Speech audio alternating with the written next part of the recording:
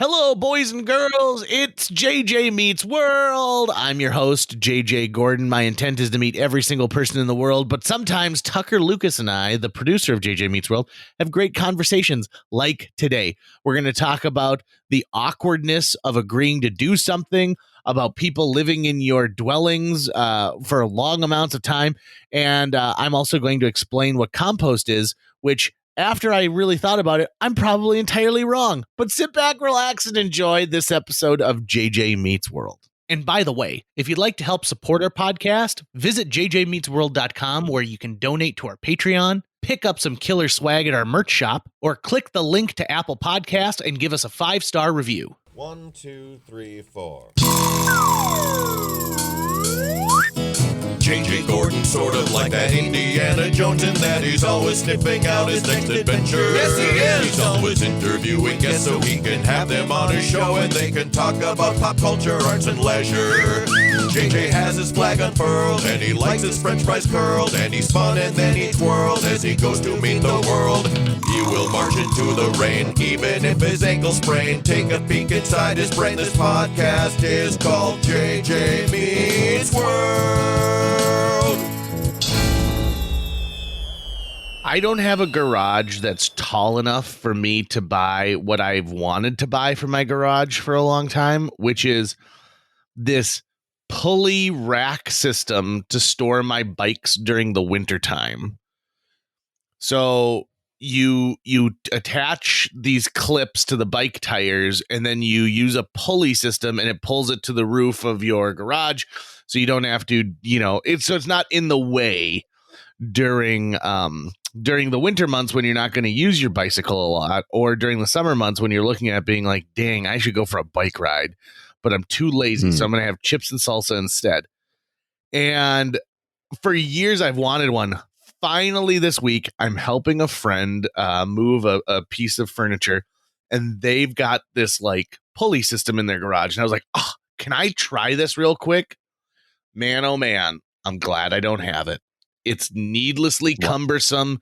It was hard to make it work. And he goes, yeah, and installation took forever. And, you've got to essentially dry fit everything on the floor to make sure that everything's going to fit when you put it back up. And then if you, God forbid, you ever get a different bike of any kind, it's going to completely throw off all the measurements. So he's like, I just don't want to deal with it. And I thought, oh, this is one of those rare occasions where I've dreamt about something for so long, and I know I'm talking about dreaming about getting a bike rack.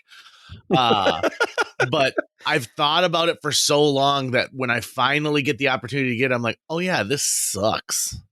And I'm lucky for that. I mean, the moment you said it, originally I thought, oh, yep, that would be nice and convenient. But I just thought that sounds like a lot of metal, and it sounds like a lot of pivot points and a lot of ways for that to really take up a ton of space above you, when it might just be easier to have like wall hooks or something if you need to get the bike out of the way. Wouldn't it be nice though if it was the kind where it fit into a home automation system? So yeah, it was a beast to install, but after that it was all just voice activated, and it was almost like, because I mean I could see the futuristic spin on it would be kind of cool. Like, yeah, I walk outside, I say, garage, give me my bicycle, and it gives me my bicycle. And then I go for a ride, and then when I get home, I go, garage, take my bicycle, and it sort of sucks it back up into the ceiling. That would be pretty sweet. There's the coolest garage I've ever seen was I was at an Airbnb in Colorado, and we got to know the neighbors, and they're like, oh yeah, we're renting a house over here too. You want to, like come on over here for like a nightcap before everyone gets in for skiing the next day. And I said, sure, that sounds great. So we went over there, and the garage that they had rented was built. There was a platform built inside the garage that was almost the entire width and length of the garage. And it was a giant circle turntable. So you park your car, but if you need something, let's say from the back, so you can pack this garage completely because you hit the button for the turntable and the turntable moves around and gives you whatever you need. And I thought, oh my God, the person who owns this place is a genius. And they're probably incredibly in debt too. And that's why they're having to Airbnb out their house. Have you vacationed using an Airbnb, or have you traveled using an Airbnb? I've one time used an Airbnb, or I was a part of a group that did. It was for work when I was doing the poker tour, and we were doing. God, where were we? I'm trying to remember what state we were in. It's one of those things where I actually can't remember which state we were in, but we ended up Airbnb-ing a house near a lake for our place to stay instead of a hotel, and it was pretty sweet. But no, I've never. Beyond that, I pretty much just hit hotels when I'm traveling. For the most part, like, I've rented a few, whether it's Verbo or Vacation Now or whatever it is. I've rented some homes, and I never quite feel as comfortable inside of those places as I do in a hotel, right? And it's weird because I figure it's because the hotel has so many guests on such a frequent basis that it's this room, this space is used to being turned around so often. Right. It just part of it, I think, is like it feels like it's someone's house. Like, oh, we're in someone's house right now. Like it's a stranger's house versus, oh, a facility designed for travelers. But also when I'm traveling, I mean, when I'm typically when it's time to lay down, it's just like I just want to go to sleep and go to sleep. I don't need a whole ambiance around me. I just need it to not be crappy, right? Because my travels are taking me somewhere that's not going to be where I'm staying. But I could totally see if I planned a trip where I was thinking, hey, I really want to go visit this city and just see this city for a week, right? Then I could totally understand doing it versus a hotel. That would make more sense to me. Have you ever put a bumper sticker on your car? Yes, I did in the past. I no longer do that. I have a no bumper sticker policy on my car. What was the bumper sticker for? Do you remember? I mean, I've had a couple. I'm trying to remember what the very last one would have been. It was probably a political sticker, probably an Obama one. I have never put a bumper sticker on my car. Good for you. That is something that if we got merit badges in life, you would get a merit badge for never having succumbed to that, because it is just the tackiest, dumbest thing, isn't it? Well, okay, so for example, previous guest Phil Goodell, he's got 2 bumper stickers on his car. One is a Line Benders bumper sticker, and the other is I Heart Board Games. You basically just made me insult Phil Goodell without realizing I was insulting Phil Goodell. I just happened to be behind Phil's car the other day, and I noticed that, he's had these 2 things on there for a long time. And the reason being is he loves them, right? So those are 2 things that he loves, and he knows he'll always love. So he's going to tell the world about that. I own the company, and I'm too afraid to put a bumper sticker on there. Not because I think I'll fall out of love, but because I just think, I have a weird thing with permanence. It's the reason why Jill and I were a couple for 12 years before we finally got married. I think it's the reason why I will never get a tattoo. And I have no problem. Like, if you got a tattoo, good for you. In fact, I want to hear the story of your tattoo, but I'm too chicken and fickle to get it myself. Like, because there are weeks where I'm like, oh my God, you know what I really love is I love egg drop soup. It's the best soup. I will always love that soup. It's so good. But then the next week I'll be like, I kind of like chowder. And I don't want that to be the situation where I get a tattoo and I'm constantly having new things drawn on it to build on what I like. Did you at one point have a personalized license plate? Did you have JJ2000? I did. So the process for getting a personalized license plate in the state of North Dakota is you go in and they run it through the system. And if it's available, you can get it, but you have to tell them what it means. So, if it's M8T7, you gotta be like, well, yeah, it's mate 7, mate Sven, because my name it's Sven, and you're gonna mate me. So I said, well, I'd like I ended up on JJ 2000. Now this was after the year 2000, well after the year 2000, I should add. And the woman was like, well, what does it mean? And I said, well, it doesn't really mean anything. It's just, the number 2000 is bitchin', and JJ is my name. And she's like, well, I can't just put bitchin' in the system. You got to mean something. And so my buddy Phil Lund, a different Phil, leans in and goes, he's the JJ of the new millennium. And she's like, what? And he's like, just put that in the system. He's the JJ of the new millennium. And so she's like, okay, that's what I'll put in there. And so from then on, I was the JJ of the new millennium. And I had that personalized license plate on that vehicle until I crashed on the interstate and totaled that car. Mm-hmm. Now, when the car was so totaled that I took it to a junkyard, like a junkyard bought it from me. And I remember saying, like, so can I take anything from the car? And he goes, you can take the license plates, but we bought everything else. So you can't take the seats, or you can't take the steering wheel or anything like that.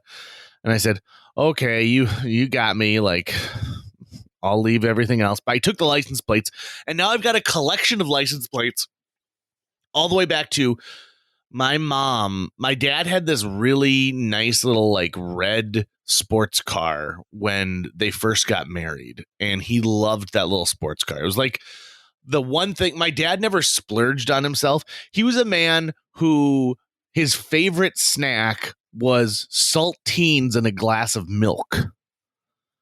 And so he's a man who just didn't spend a lot of money on himself. He didn't have fancy clothes, and he never needed the height of technology for anything. But he had this fun little sports car. And so my mom got personalized license plates for him. And they said Gordo, because that was my dad's nickname in college, Gordo, which El Gordo in Spanish means the fat one, which is the complete opposite of my dad. He was just, skin and bones on that guy. Very, very fast metabolism. So she gets these personalized license plates, pops them on the car as a surprise. My dad has them for about a week before they're sitting on the kitchen table, and he's put his old license plates back on. He's like, I don't like it. I don't like it, And my mom thought, like, why? Where are you going where you don't want people to know it's you? And he goes, well, this car is very identifiable. If you see a 67 cherry red Camaro rolling around, odds are it's probably JD. And he just didn't like the calling of attention to himself, right? So we ended up hanging the Gordo license plates at our lake cabin on our mailbox. And that's how you could always identify what place ours was when you were driving around the lakes area trying to people find would be like, cabin. yeah, that's the Gordo's house. Yeah. Welcome to Casa del Gordo. And now my sister and I each have one of those license plates. And my sister does a good job because she and her husband hang license plates. Like, wait, are they just buying them randomly? No, or are they like going through a lot of license plates themselves? They're going, I think every time my brother-in-law gets a car, he gets a new set of license plates. And at one point, you remember the band Sublime? Oh yeah. Brady really liked the band Sublime when he was in high school. So his license plates were Sublime. And so that was the first set of personalized plates. And so they've got a bunch that don't mean anything, right? A bunch of license plates are just letters and numbers. And now I kind of feel like there's pressure on me to put my license plates up in my garage, but I don't want to. I just maybe I should just give them to them. And that's the weird thing about license plates, right? So if you've got one set of license plates hanging up on the wall, are you going to put the other set of license plates? There's a front and a back, or are you just picking the one that looks the nicest and that's the one you're going to go for? Right. The JJ 2000 license plates, how heavily damaged were they in the accident? Not at all. It was really? Yeah. Well, because my car flipped. And so the reason it got totaled is like the entire top got crumpled and crushed. And so, Okay. I actually assume like the front end of it wasn't even that bad. So I think that the engine probably still kind of worked, and the back end, there was no damage to the back end at all. So but then apart from that, then you have not returned to a personalized license plate since then, No. right? And part of the reason is because I don't want someone there's a reason I don't put my company logo on the side of it either, is because let's say I do cut somebody off. I don't want that to be something they can identify my vehicle with. Does that make sense? Okay. Sure. You're saying if if you are mean to another driver, right? Or you what about this? You want to get away with it. That's what you're saying. Let's say somebody cuts me off and I flip them the bird, or I have to honk my horn in agitation. Yeah, but your windows are see-through. They see you, and you're a local celebrity. So isn't you being the driver enough? No, because sometimes I'm wearing sunglasses and a hat, and so I'm behind the camouflage, the paparazzi camouflage. That is literally like celebrity camouflage. It's like putting a beacon on you that says I'm a local celebrity. Right. I remember working at the Fargo Theater once, and a local celebrity came in and found out that the event she wanted to attend was being taped by the organization putting it on. And so she bought a hat from the merchandise section for like $25. And I remember thinking, like, this place has got 600 people in it. Don't worry about it. Just sit low in your chair and you'll be fine. And listen, and truthfully, and this is going to sound a little egotistical, but I do get recognized. In fact, it happened to me just as I was leaving the St. Patrick's Day parade recently, and people followed me down the street asking me like, hey, can you say this on the radio on Monday? And I was like, oh, okay. Oh, bye guys. I think you've had a little too much to drink. And then they got a little belligerent, and then I thought to myself, should I walk to a different car? Should I just like continue walking and get away with it? But I didn't. I wasn't that afraid. I got in my car and I drove home to my mansion where I don't have to deal with plebs. Right. So you do have the most active cell phone life of people I know, and as far as voice conversations, because like for me, having voice conversations on the phone is a rarity. It just doesn't really happen that often anymore. But I swear, like every time I see you, it's a 50-50 chance that someone has called you up and they're needing something or whatever, and you're having to like put out a fire, or sometimes it's just like, oh, I got to do a quick radio remote for work. Hold on 1 second, guys. Yeah. Yep, weather outside, it's still sunny. I feel bad a lot of times too, because I will arrive at a place at the agreed meeting time, but I'm not really there. Like I'm standing in the breezeway of an Applebees for an extra 30 minutes trying to like button up a phone call before I actually go and sit down with you. And I'm like, hey, sorry about that. If you ever started on like a honky tonk country career, standing in the breezeway of an Applebee's has to be like your leading track. Do you think it's a happy song, like a guy's getting ready to propose to his girl, or do you think it's a sad song, like he's shown up and his girl is there with another guy? It's a song of anticipation, because you're waiting to be seated and you don't know how this meal is going to go. And I think maybe it's uncertain who Honky Tonk JJ is playing or is going to be meeting with, right? And so that's really wherever you decide to take it. I feel like I could have a whole album of Applebee's related tunes, like Another Man's Mozzarella Sticks would be a good one, right? The Bahama Mama. Yeah. Crying like the idea. My 2 for $20. Yeah, and I think we have to, for this album, we have to have skits like they had in 90s rap albums. Sure. Where like every third or fourth track is not a song, but it's like a little moment that sort of tells part of the story. Right. So I think we open the album and you've just pulled up in the parking lot, and it's just that moment of getting out of the car and slowly walking in, and locking your car by hitting the bleep bleep, and then you get inside, and then it sort of interrupts every few tracks where the waiter comes over and asks you if you want a refill of your Diet Pepsi. I like that. I like that a lot.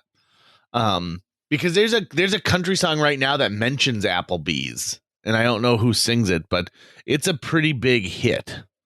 So I think that'd be enjoyable. Hey, I wanted to tell a story on here because I just happened to be at the Fargo Theater over the weekend and at the Fargo Film Festival. And of course, I was I'm with a group of people that I hardly ever get a chance to see, but it was great. I went downtown with a friend who was never a part of like the theater world or the film world in this area. And he said, we can't get more than 10 steps without you stopping and talking to somebody. And so I run into the Baker twins, and then I run into Greg Carlson, and then I'm running into Mike Schultz, and you're seeing everybody and their brother as you're going along. But I was reminded of a time when I got called in. And so I was working at the Fargo Theater at the time, and I got called into the boss's office, and they said, we're letting a gentleman go who is in charge of the box office, and we'd like to offer you that job. And I said, oh, okay, that sounds good. It's a great opportunity for me to move on up in the world. And they're like, okay, so you're going to start tomorrow. And I'm like, great. So the next day at 8 a.m., I go in, and they haven't fired that guy yet.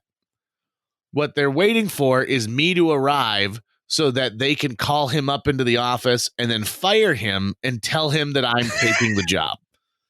So no and then matter he can just walk down past you. Yeah. So then he's got to walk down and look at me. So here's an example of how my life is just so weird. So I know this guy's getting fired, and I'm like, oh, hey. And he's like, hey, what are you in so early? And I'm like, oh, Marty just asked me to come in a little early today. And he goes, oh, okay. So I'm there for almost an hour and a half before the powers that be actually arrive at the theater.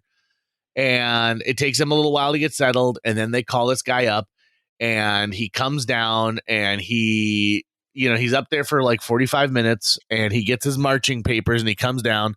And he's like, "Oh man, like I can't believe this." And they said that you're gonna do this, and I was like, "Yeah." And he's like, "So, I mean, I got fired because you wanted this job?" And I'm like, "No, that's not how it is at all."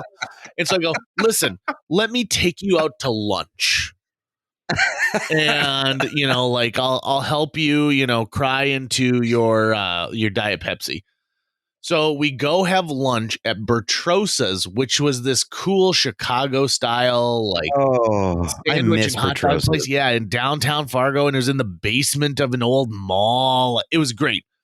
So while we're sitting there, this guy confesses to me that he goes, well, now that I don't have a job, I don't think I'll be able to afford rent at my place. And I wish I had saved some more. I wish I knew that this was coming, and I would have saved some more money. And I said, well, if you need a place to crash for a couple days, you can come and crash at my place. Now, I really don't know this guy. This is a guy I've had like some shifts with at a movie theater. I've never traveled with this person. I don't know what this person's home life is. I don't know anything about it. 6 months later, he's still living in my apartment with me. And at this point, I've now gotten to know him, right? So my sister and her roommate, Megan, actually have an apartment across the hallway from my apartment. And so he's helped them several times. Like one of them got locked out. And so he's like, don't worry, come on, knocked on the door. She's like, is JJ here? And he goes, no, but I'm his roommate. What do you need? And so got keys. And it was a very long relationship. Now, I will say this. Josh and I became pretty close during that time, and I found a unique friendship in the guy because he was pretty cool. He knew a lot about movies, so we could talk a lot. He was an avid movie collector, so he gave me access to stuff. He also introduced me to a software called like My Library that you would you essentially you do some data entry and put in like movies and stuff that you own, and it would create this digital library. And if you lent it to somebody, like if I lent Tucker my copy of Captain Ron on Laserdisc, I would go into the app and put like, Tucker took this on this day, and then put an email address for you in there, and it would remind you, Tucker, that you still had my copy of Captain Ron every week via email until it got returned into the library. And I thought that was so cool because I'd been screwed over so many times by people taking my delightful copies of things that were out of print. The only problem with this hypothetical is I would never borrow Captain Ron from you because I have it on DVD and twice on VHS. Yeah, now you do. But back in the day, True. you didn't even know. Point. You didn't even know what you were missing. Or more aptly, I should put like Tucker is going to borrow a copy of the Romanian remake of Back to the Future 2 from me. Yes. Right? Yeah. And it's still called Back to the Future, but instead of TO for the back 2, it's a back and then the number 2, the future, and then instead of the number 2, it's TO. Because they like to keep things nice in Romania. So this guy lives with me for 6 months. And then he moves to Chicago.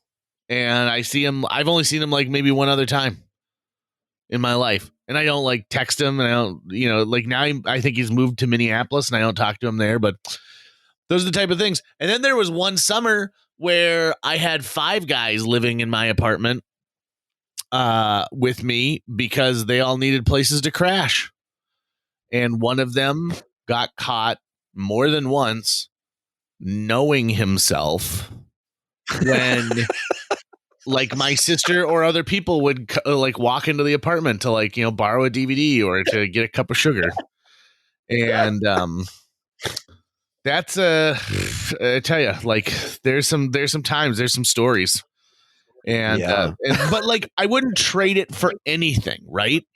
The time I've lived with other people where there's been a massive amount of people in one small space that's clearly not big enough for an entire group, I wouldn't do anything differently because I learned so much about myself and that close knit you get with friendships. And it's also ruined a couple friendships. You find out that you're just not compatible with that person once you have to share space. Right. Well, I mean, part of it too is it was a logical extension of just how your parents kind of ran their house too. Yeah. Like your mom's place was always just a hub and still is of, people kind of coming and going all the time. And so I think that part of that was just, you were just taking that sort of you have your family. The JJ family is made up of blood relatives and a wide variety of interesting friendships, some very close, some not so close, right? Like this guy you barely knew and he lived with you for like 6 months. So it made sense that there's the coming and going. But now that you are, in your late 30s, yeah, and you've got a killer job, you've got a wife, you've got a house, you've got dogs, you're settled in, you've got a lawn you need to maintain. Does it feel better now to no longer be living in that way? Or do you still feel like, that lifestyle hasn't really changed for you? It's just some of the parameters have changed. So I will it's funny you mentioned that, Tucker, because I was just talking to my wife because my wife is the exact opposite. Okay. So Jill doesn't want a ton of people and chaos and things like that. We've got 3 guest bedrooms in our house right now that we barely ever use. And when I say barely, I'm talking about like maybe once a year tops. And I sort of miss that. I miss having a ton of people over on a regular basis. I miss the fact that I haven't thrown like a house party in a long time. And I feel like I'm due for that, a gathering of people. I thrive in gatherings. And so, but Jill's the opposite. Jill thrives in solitude. Jill thrives when it's, just a very close knit core group of people. And so finding the balance between the two of those things is great, for the reason that, like, last night I went to the Fargo Film Festival and I knew I was going to bump into a ton of people. And I invited Jill to come, and she's like, no, why would I want to come to that? That sounds horrible. And I'm like, yeah, right. I know. You are not the type of person who wants to do that. That's great. We are just fine. So when it boils down to it, by the way, this is going to sound weird, but like, so I haven't thought about that guy who lived with me in a long time. And exactly 6 minutes ago, he liked a Facebook post I had. And I think it must be the first time he's liked one of my posts in over a year. So just by us talking about this, it's manifested it. Isn't that neat? Yeah. Do you think he listens? Like live, like right now, like has he bugged my house? Yes. But I don't know. I guess we'll find out. I'll find out if he's a JJ Meets World listener when he calls me up and goes like, yeah, that was ultimate betrayal the day I walked in and you didn't give me a heads up. Josh, if you're listening, make the lights in JJ's basement flicker. Oh God.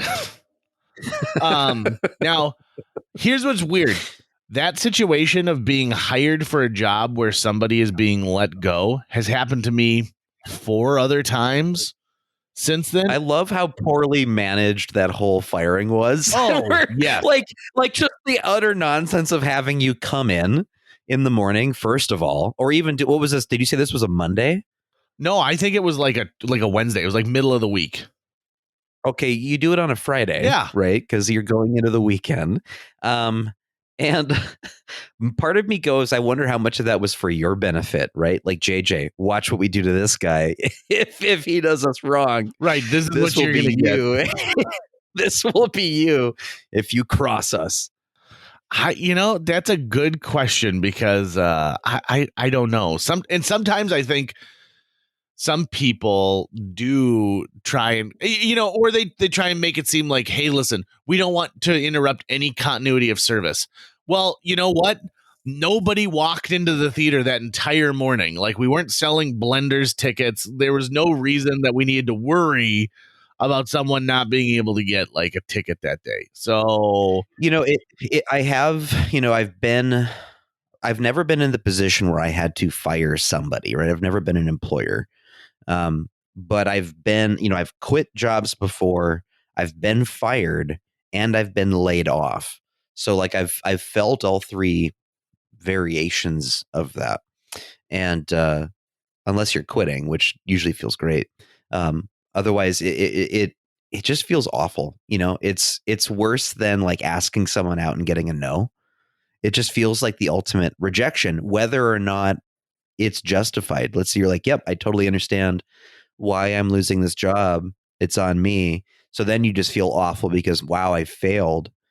And if it's more like beyond your control, like a layoff feels awful because not everyone is getting laid off, right? So you're looking around you and you're seeing who's getting the axe and who isn't, which is therefore, a value judgment call from the organization who's doing it. And then, of course, there are those times where it's just not working out, right? For whatever reason, it's just not working out.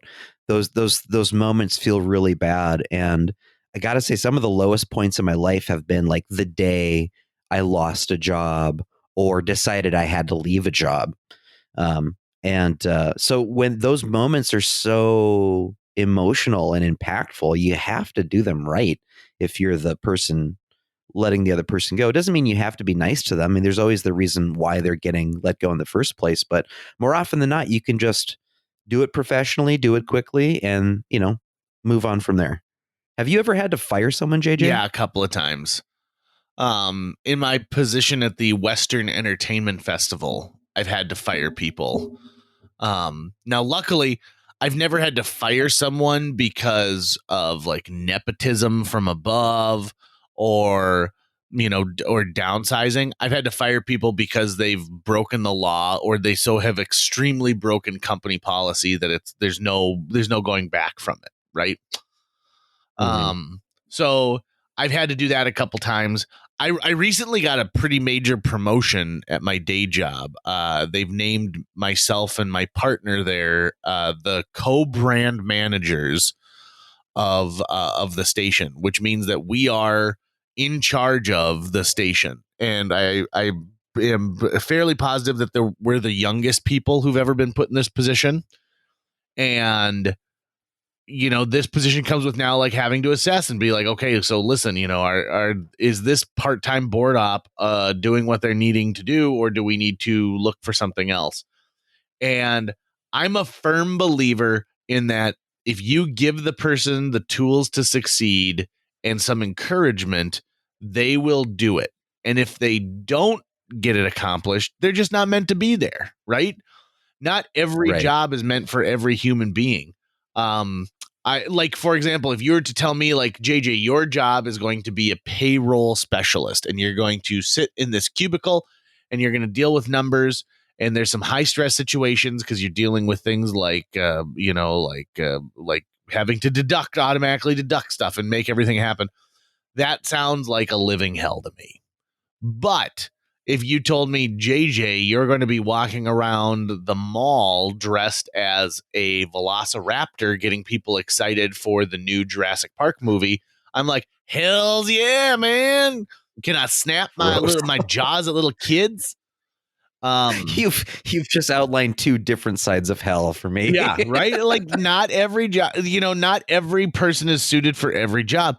And that's one of the big issues I think that we have, like when it comes to this, we're talking about the great walkout right now where people are leaving their jobs after the pandemic because they've assessed now what's really important in their life. There are so many people who during the time of the pandemic either lost their jobs and realized, why am I sitting here going through the motions when I don't like what I'm doing? It doesn't feed anything in my soul. I should just be done with this. So they're walking out of their jobs and they're like, nope, I'm done. I'm not going to give my blood, sweat, and tears to this place anymore that doesn't seem to care back about me. And so I think a lot of people are trying to figure out what that next big step is, and they're trying to find a job that they're going to like. Now, you could talk about corporate culture and you could talk about benefits packages, but when it comes down to it, I think it's like, what place do you go and don't go before you walk in the front door, right? Right. And I'm lucky to have found it. I didn't even, to me, radio was nothing, was never on my list of things that I thought, oh, I could do this at some point in my life. So I was very lucky that became an opportunity for me. Sometimes you just got to let the universe provide for you. But, I also don't think like when I worked at the Fargo Theater, like that was a fun job for the time. But by the time I left, I was ready to leave. Yeah. Yeah. I mean, I think honestly, the best measure of am I in the right job or not is to literally listen to your gut. Like when you get up in the morning, how does your gut feel?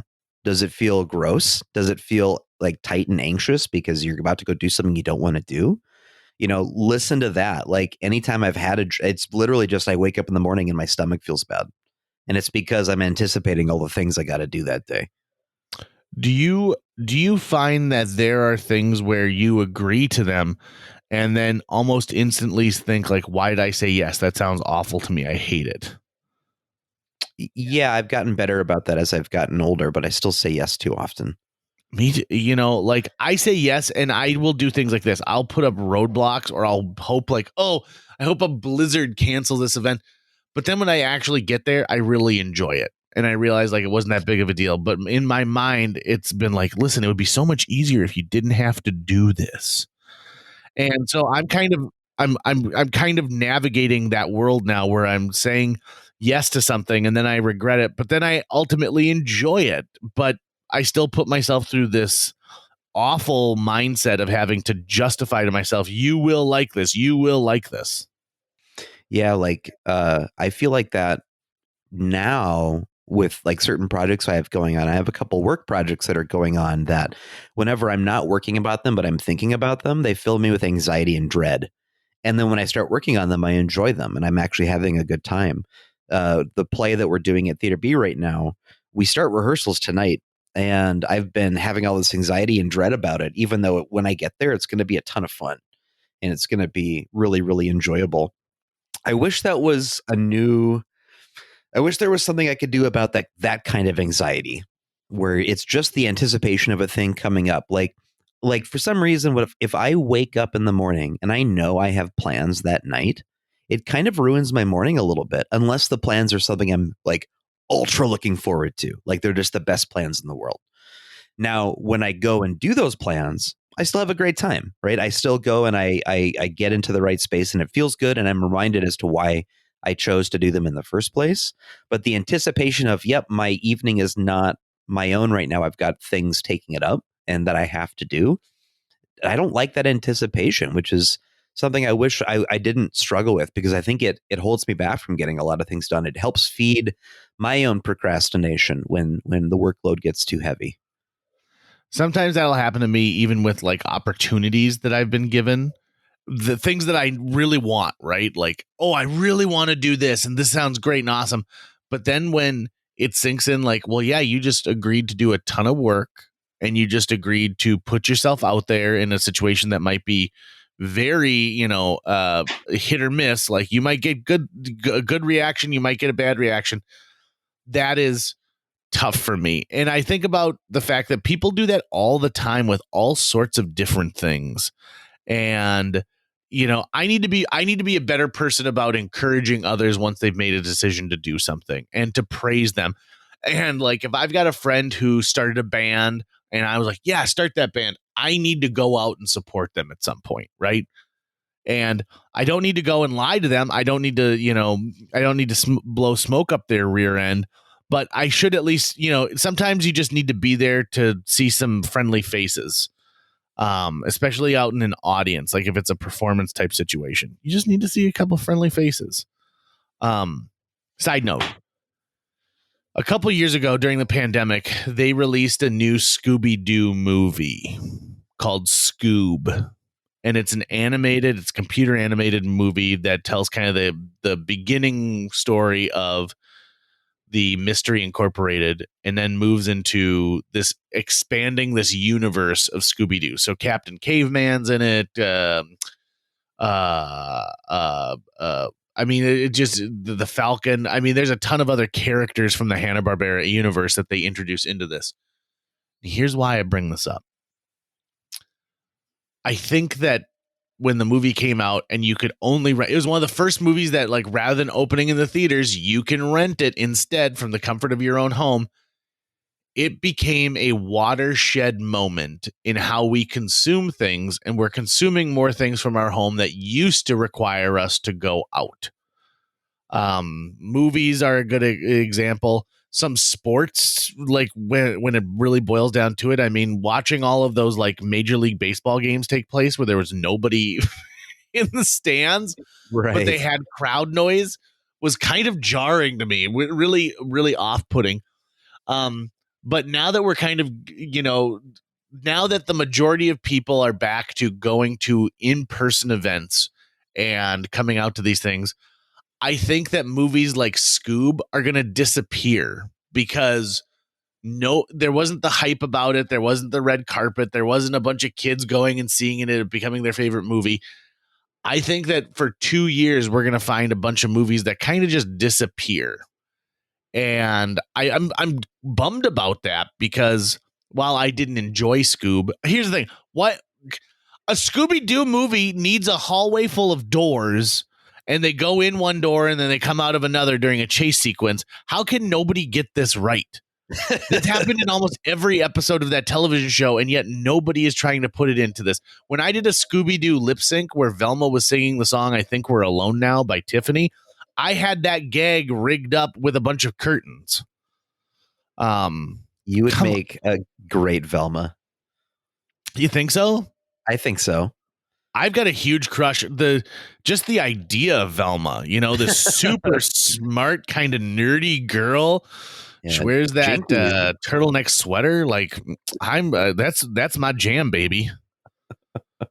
Well, I do Um, worship at the altar of Linda Cardellini, so yeah, and that's the other thing too. If Linda Cardellini, if someone knows her and can at least get this message to her, tell her like, you're so awesome.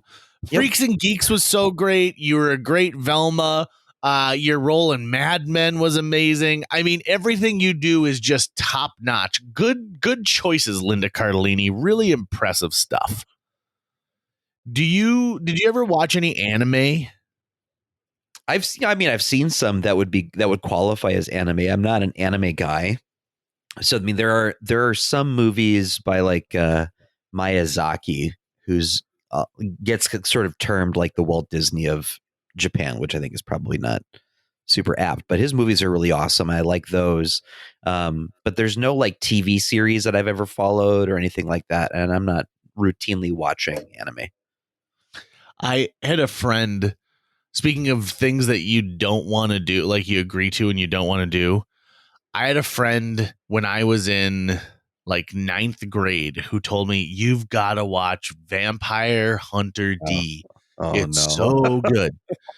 And so I remember we rode our bikes to Take Two Video because he was going to spend the night at my place. And we rented a VHS copy of this and we started playing it. And we're like 20 minutes in. I'm like, this isn't good. He goes, no. You just trust me. Like, this is just the precursor stuff. And it gets so good. So we watched the whole thing. And I don't like it. And I'm like, nah, this really wasn't my thing. And then he gets mad at me. And we proceed to have a night where we literally just sit in my room, not playing video games, not watching movies, just kind of staring at different things because he's so mad at me that I didn't like this thing that he liked. That was it. That was like, this is the last time I take someone else's opinion when it comes to something they like because I don't want to offend them. You know, he should have said to him, what? He should have said, yeah, well, you like Vampire Hunter D. That could have been my weapon. Like that was your Captain Ron moment. Yeah. Where you're like, this sucks. And then it like put a strain on the friendship. I also had another friend who was mad because we were playing Mario Kart on the Super Nintendo and he lost and he threw the controller on the ground and it ripped part of the cord out. And I told him he was a piece of shit because here's the thing.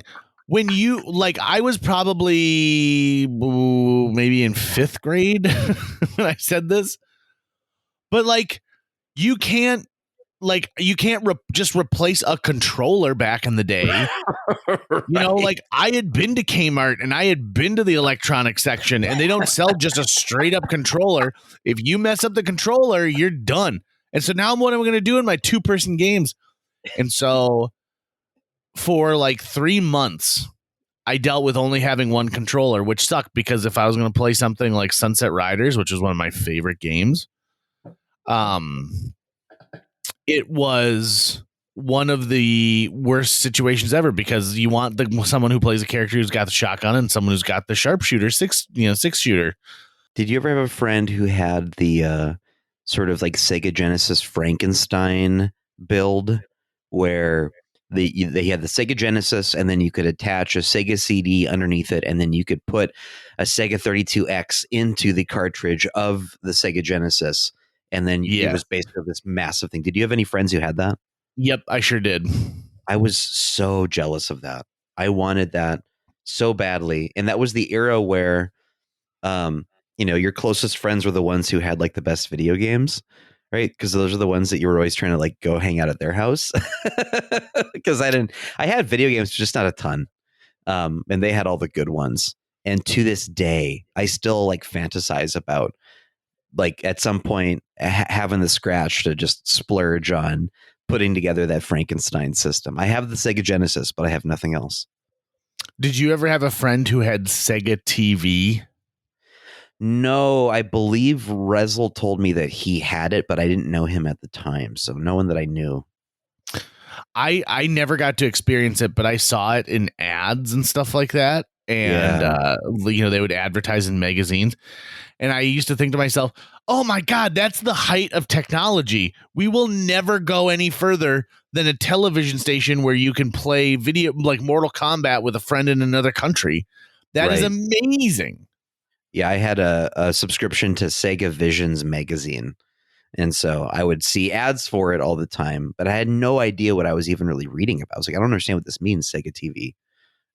But yeah, to me, that was just a completely foreign concept that you would ever be able to play online with other people. Back then, if you were going to play a game with a friend, that meant one of you was going over to the other's house. Yeah, and maybe there's something to that, right? That ability to get together as a group and to play something. Maybe there's something there. I don't know what it is. I don't know what that is necessarily, but I'm gonna think about it. This summer I'm building a bunch of patio furniture. Did I tell you that? No? So I love sitting in an Adirondack chair. I think that's how you say it. Adirondack? Is it Adirondack? I think so. That style of chair. I love sitting in those, and I've never owned one. And so I decided, you know what? I think I kind of like to build this myself. And so I downloaded some plans off the internet, and I'm going to build my own patio furniture. I think I'm going to build a full patio set this summer. Ooh. That'll be my big project, is building myself some patio furniture. And then I've got a fun story to talk about, like while people sit on it and they're like, oh Jesus, I got a huge splinter in my butt, and be like, that splinter's because it's homemade. You're not going to sand it? Well, I will sand it, but there's a difference between when you get like something out of a factory where it's been like, where when they seal it, it gets cured like in a perfect environment of heat and wind blowing, versus like my backyard where like a billion bugs all die and end up inside the casings and stuff. I just set out my lawn furniture yesterday. Oh yeah? Yeah, I didn't know where it had gone, and it had been buried under the snow. So now that everything melted, I was like, oh, there it is. And then I just stood it all up. And how did it feel? Good. Like, oh yeah. I should mention this. So in the backyard of the place I'm renting, there's a burn. What would you call it? Yeah, I mean like a burn pit, basically, like a fire pit. Fire pit. There we go. Not a burn barrel, a fire pit. And I go back there like maybe once a week, and I'll have like a little fire before I, go in for the night.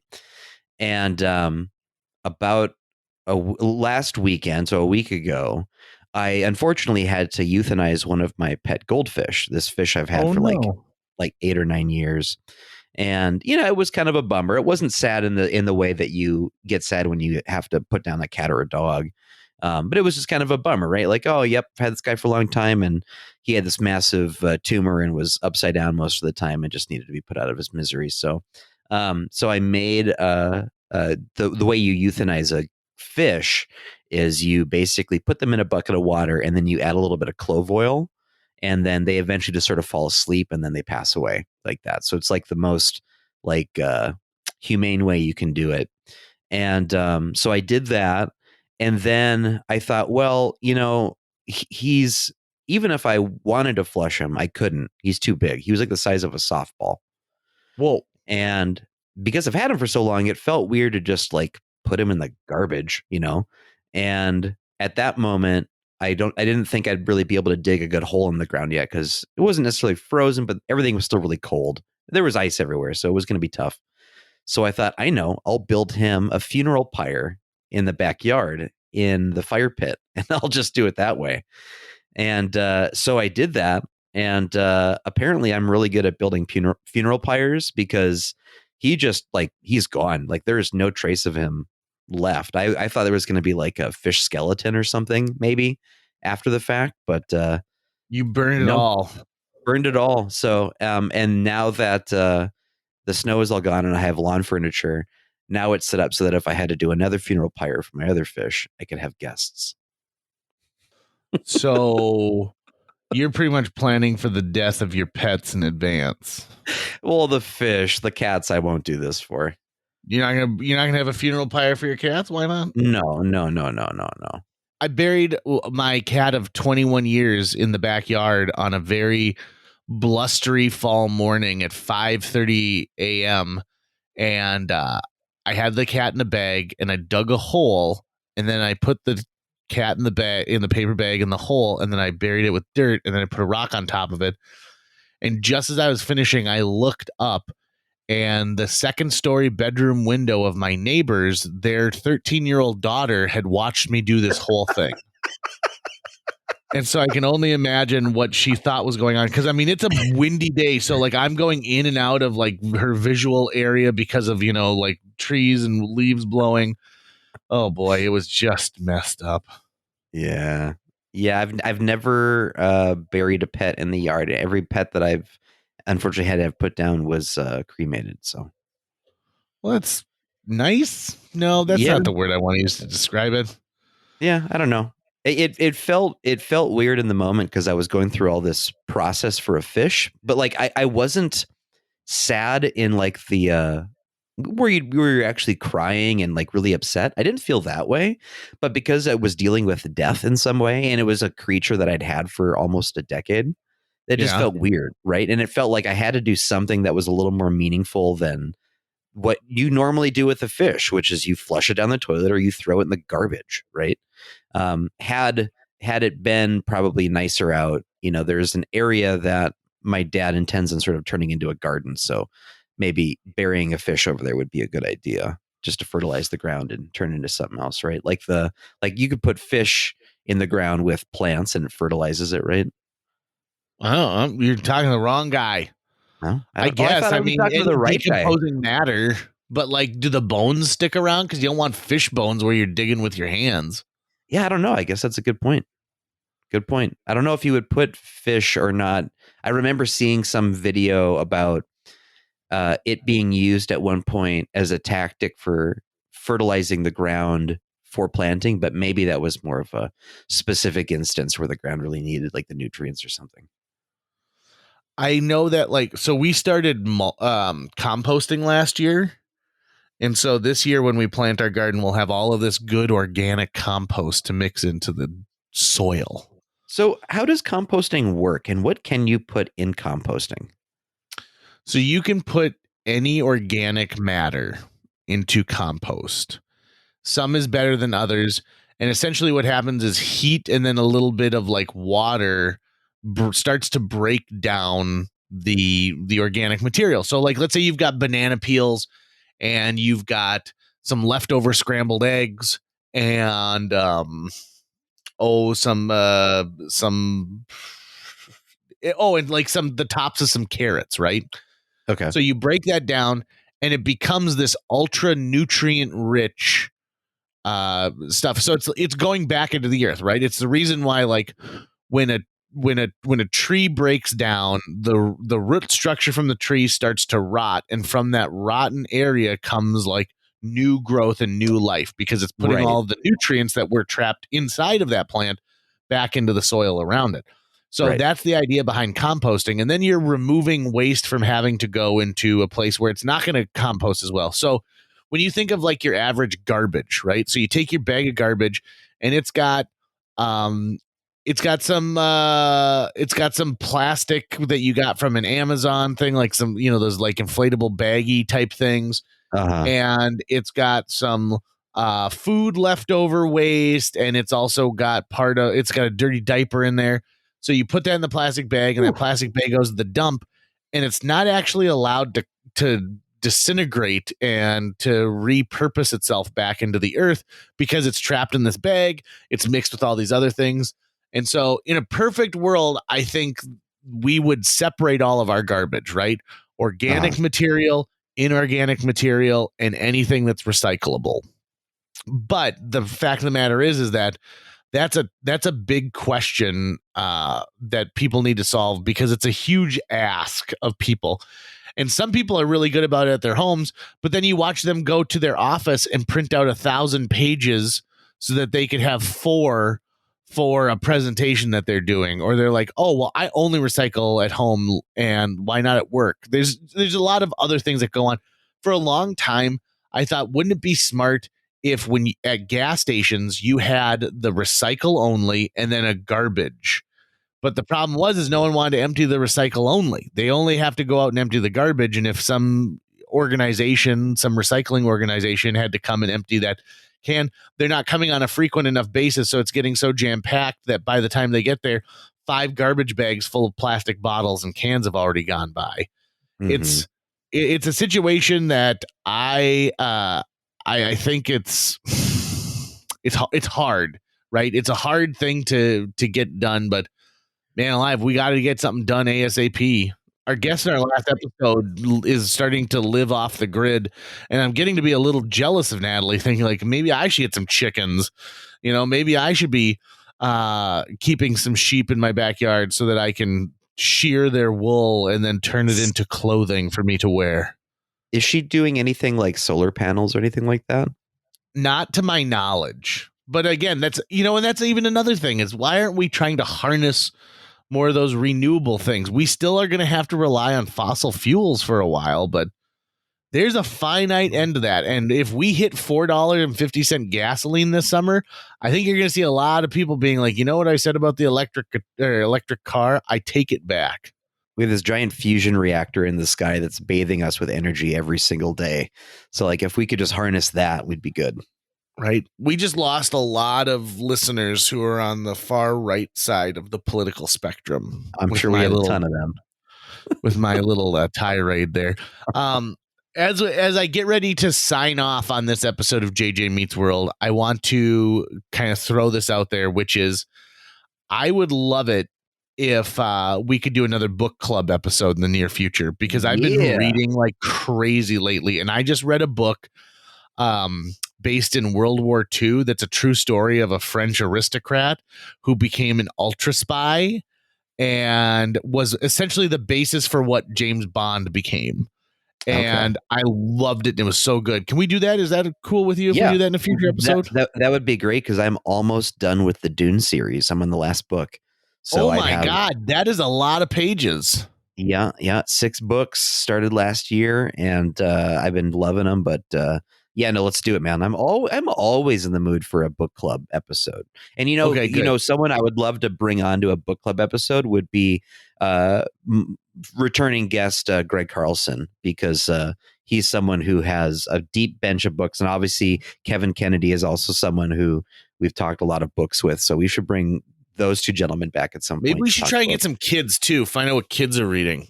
Yeah. Are they still reading Rainbow Fish? Is that still a thing that's happening? I think so. I also have a dream of one day reading all of the Boxcar Children books in order. How many are there? Oh, there's got to be like 50. Oh man, dude, that's such a good idea. I should do that with Encyclopedia Brown. Yes, you should. Get through the whole season. You know what the nice thing is about some of those books back in the day, like the Babysitter's Club, Boxcar Children. If you are a writer, you literally just have to drive around for one day with a notebook and look at places and be like, okay, so it's the mystery of the pizza shop, or it's the the money, the money's missing from the school store, or like what happened at the arcade. Yep. Who knocked over the snowman? Right. And so you're like, there you go. So I start with the title and I work my way backwards, which is not how we do it on the JJ Meets World. We record a whole episode and then Tucker goes by and then figures out what the title is. So Tucker, without further ado, have a great week. I'll talk to you again next week. And ladies and gentlemen, if you're going to go out into the world, just remember that what's popular today will be made fun of tomorrow. That's going to wrap it up for today's show. If you enjoyed this episode and would like to help us continue to produce new episodes each week, visit jjmeetsworld.com, where you can donate to our Patreon, pick up some swag at the merch shop, or follow our link to Apple Podcasts and leave us a 5-star review. You can also follow us on social media. We're on Facebook, Instagram, Twitter, YouTube, all the sites the cool kids are using these days. JJ Meets World is produced every week by Tucker Lucas. You can find out more about Tucker's work by visiting moonbasemaria.com. If you want to get in touch with your host with the most, check out linebenders.com, where you can find direct contact info for JJ or booking information. I got some compost happening right now in my pants.